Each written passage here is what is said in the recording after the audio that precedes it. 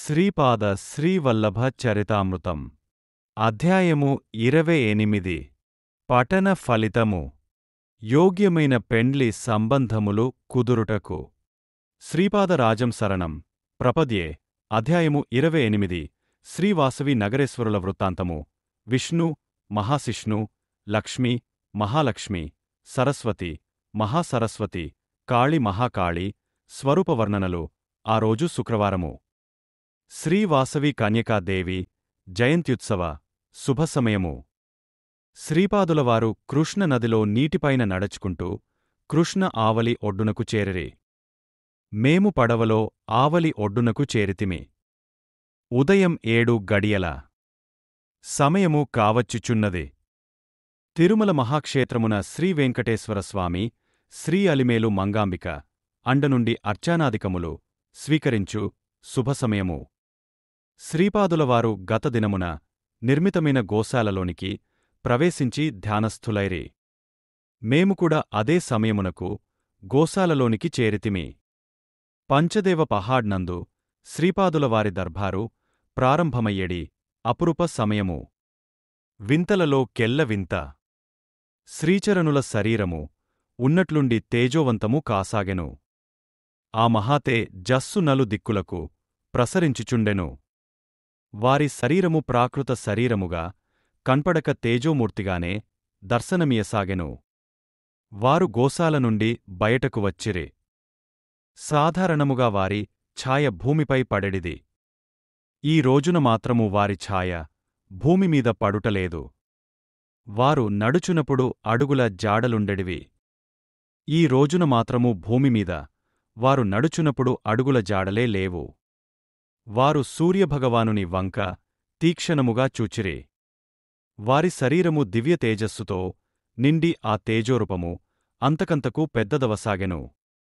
వారి తేజో మైరూపము కొంతసేపటికి సూర్యునిలో కలిసిపోయెను. శ్రీపాదులవారు అదృశ్యమగుటను కనులారా గాంచితిమి. సూర్యబింబము నందు ఒక దివ్య తేజోమయ శిశువును గాంచితిమి. ఆ శిశువు సూర్యుని నుండి వెలువడి భూమి వైపునకు వడివడిగా రాసాగెను. ఆ శిశువు భూమిమీద అడుగుపెట్టగానే భూమి మా దృష్టిపథమునకు అదృశ్యమయ్యెను. వారు మంద హాసముతో నుండిరి. ఇంతలో వారు తిరిగి సూర్యుని వంక తీక్షణముగా చూడసాగిరి. తిరిగి భూమి మాకు దృష్టిగోచరమయ్యెను. మమ్ములనిద్దరినీ తిరిగి సూర్యబింబము వైపు చూడమనిరే.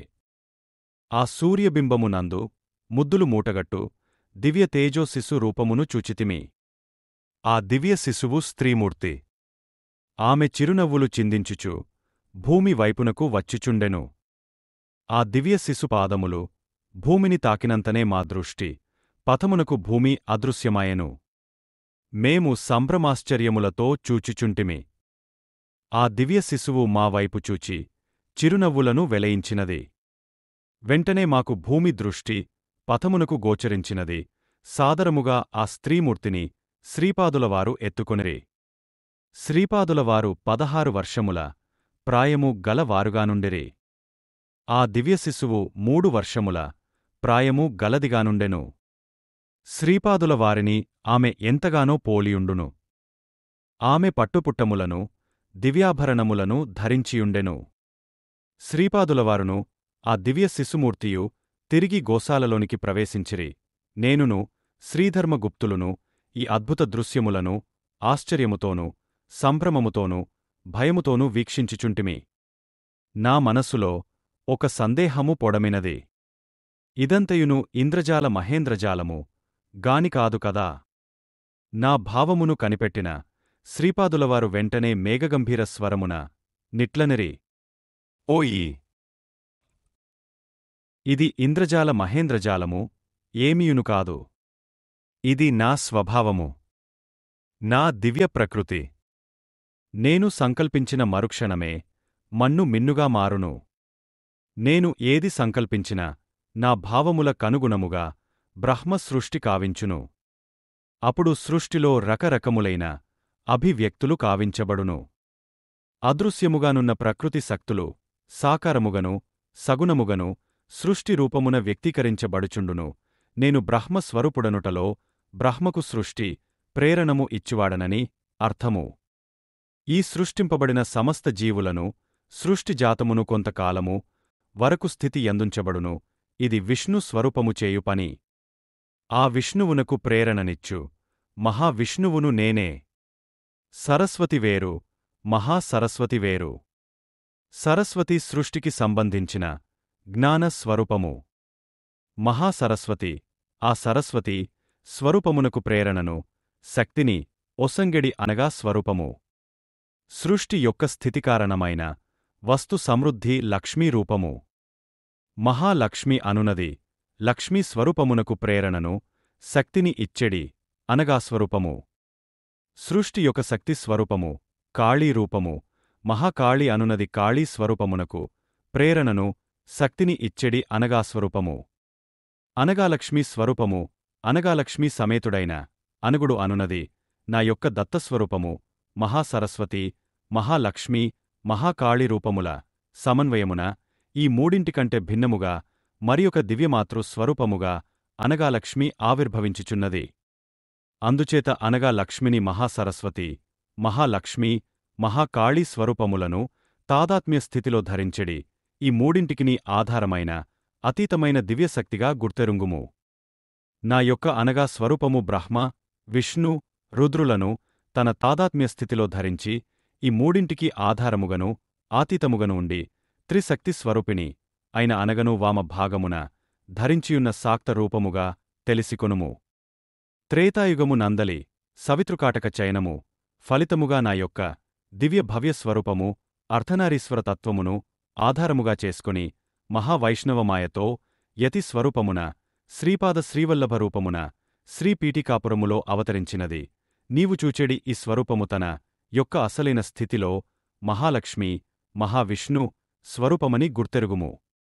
శ్రీపద్మావతి రూపము మహాసరస్వతి చైతన్యమును, మహాలక్ష్మీ చైతన్యమును, మహాకాళీ చైతన్యమును తన యందు కలిగియుండి స్వరూపము మాత్రము మహాలక్ష్మిగనుండి శక్తిమాత్రము త్రిశక్తులను కలిగియుండి ఈ త్రిశక్తులకు కూడా అతీతముగను ఆధారముగను ఉండెడి పరాశక్తి స్వరూపమని గుర్తెరుగుము. శ్రీవేంకటేశ్వర రూపము బృహదాకారమును ధరించెడి బ్రహ్మను, విరాట్స్వరూపమున ఉండెడి మహావిష్ణువును, ప్రళయకాలరుద్రు సన్నిభమైన మహాకాలుని తన దివ్య చైతన్యమునందు లీలగాధరించి వాటి ఆధారముగను అతీతముగను ఉండెడి పరబ్రహ్మ స్వరూపమని గుర్తెరుగుము. శ్రీపాద శ్రీవల్లభుడనెడి మహావైష్ణవ మాయారూపమున శ్రీపద్మావతి వెంకటేశ్వరులు అర్ధనారీశ్వర రూపమున ఉన్నారని తెలుసుకొనుము. అప్పుడే నేను ఇట్లంటిని, గురు సార్వభౌమా! మీకు జయము జయము. మీరు పద్మావతి వెంకటేశ్వర్లంటరే. మరియొకపరి అనగాలక్ష్మి సమేత అనగుడంటరే. మందబుద్ధినైన నాకు మీ తత్వము యొక్క లవలేశము కూడను అర్థమగుటలేదు. నాయందు ప్రసన్నులై నన్ను ఉద్ధరించవలసినది. శ్రీపాదులే వెంకటేశ్వరులు అంతట శ్రీపాదులిట్లనరే. నాయనలారా! నా యొక్క కళలు అనంతమైనవి. నా దివ్యతత్వము అనేక రకముల వ్యక్తమగు స్వభావము కలది. మహాలక్ష్మియును పద్మావతియును మూలతః ఒకే తత్వమేనను ఆమె మహాలక్ష్మిగా తత్వమును స్వీకరించునప్పుడు ఆమెకు ప్రభుతత్వముగా మహావిష్ణువుగానే నానుండి ప్రభుతత్వము ఆవిర్భవించును. ఆమె పద్మావతిగా తత్వమును స్వీకరించునప్పుడు నేను నానుండి వెంకటేశ్వర ప్రభుతత్వమునే ఆవిర్భవింపజేసెదను. సగుణ సాకారములందు తత్వము ఆవిర్భవించునప్పుడు వాటికి తగిన మర్యాదలను, లోకాచారములను, పరిమితులను తప్పక అనుసరించి తీరవలెను. నా దివ్య సహోదరి అయిన ఈ మహాశక్తి కృష్ణావతార సమయమున యోగమాయగా ఆవిర్భవించి అంతరిక్షమునకు వెడలిపోయినది. మహాతపస్సంపన్నులైన యోగులు, మహర్షులు, వైశ్యమునులు తమ ఘోర తపస్సుచే ఆమెను వాసవి కన్యకగా ఆవిర్భింపజేసిరి. కొన్ని ప్రత్యేక కారణముల వలన నేను శ్రీపీఠికాపురమున అవతరింపవలసి వచ్చినది. జరుగబోవు కార్యక్రమమును కనులారా వీక్షింపుడు. నా అవతారతత్వము దివ్య వినోదభరితమైన లీలా విశేషమును మీకే అవగతము కాగలదు. నాయనా శంకర భట్టు! ఈ పంచదేవ పహాడ్ నందు ఈనాడు జరుగు లీలా విశేషములను చరితామృతమున ఉన్నది ఉన్నట్లు నీవు చూచినట్లు లిఖింపుము. అది భవిష్యత్తరముల వారికి స్ఫూర్తిదాయకముగా నుండును. అనేక తీవ్ర సందేహములను అది విచ్ఛేదనము చేయును. నూతనమైన శక్తి, భక్తి, ఉత్సాహములను ఆస్తికులకు కలిగించును. మేమిరువురము దిగ్భ్రాంతులమై చూచుచుండగా శ్రీపాద శ్రీవల్లభరూపము దివ్యతేజోరూపము దాల్చి అందుండి శ్రీ పద్మావతీ దేవియును శ్రీవెంకటేశ్వరుడును ఆవిర్భవించిరి. శ్రీపాద శ్రీవల్లభులకు జయము జయము. నా ఛానల్ని చూసి నేను పెట్టే ప్రతి వీడియోని చూస్తున్నందుకు మీ అందరికీ కృతజ్ఞతలు. దయచేసి నా వీడియోలని లైక్, షేర్ చేయండి. కుదిరితే కామెంట్ చేయండి. కొత్తగా చూసేవాళ్లు నా ఛానల్ని సబ్స్క్రైబ్ చేయండి.